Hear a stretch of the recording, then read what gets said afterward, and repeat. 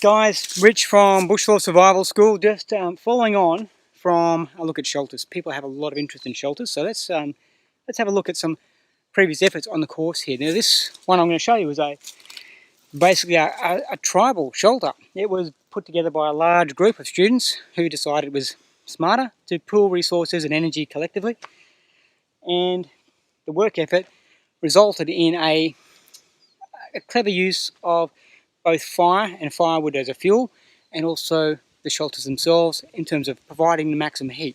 Now, most of these guys, this is winter here, so they were dealing with managing their sort of thermal regulation to a large extent. But still, it's mild winter here, so we're not talking about snow and ice, so it's appropriate what they've actually done. The first shelter here, a bit of a ramshackle looking thing, but effective enough. Effective enough at providing a good level of shelter. So if you look inside the camp, you see that there's a shelter over this side and a shelter over this side. So the two form an L-shaped junction with a central fire pit, lots of large rocks which they used throughout the night to heat themselves, and firewood supply over the back there, and a lot of rest area. This is quite a big shelter, and the fact that they had a lot of people doing this allowed them to basically maximise their efforts in a useful way. They had multiple people on different tasks. Someone was assigned to go and scavenge for bits of cordage and stuff around the area to help with the shelter construction. Other people were working with the fireplace itself and that sort of communal area there. And then obviously a big part of the group effort was geared around getting these shelters themselves up. So that's just another example of the kind of strategies people put in place to help them with the issue of shelter. I'm just showing you around the back here.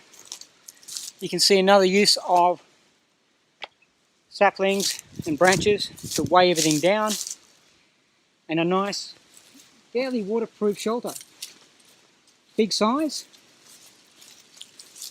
and that nice coming together of two shelters to form a communal space. So really well done, and that's the kind of thing we do here at the school a lot, and I've been doing this for 25 plus years already, and I'm still super impressed. And I learn myself when I see how initiative can come to the fore. It is a fantastic thing, and it really helps people understand things beyond just survival. It shows them a lot about how they have the ability to think and problem solve in quite complicated situations. While this is one of the most simple situations, the complexity becomes the fact that they're dealing with basic human life support. So there you go.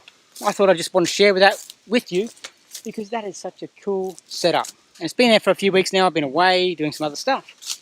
But there's this beautiful communal shelter set up, maximising resources in a very, very positive way.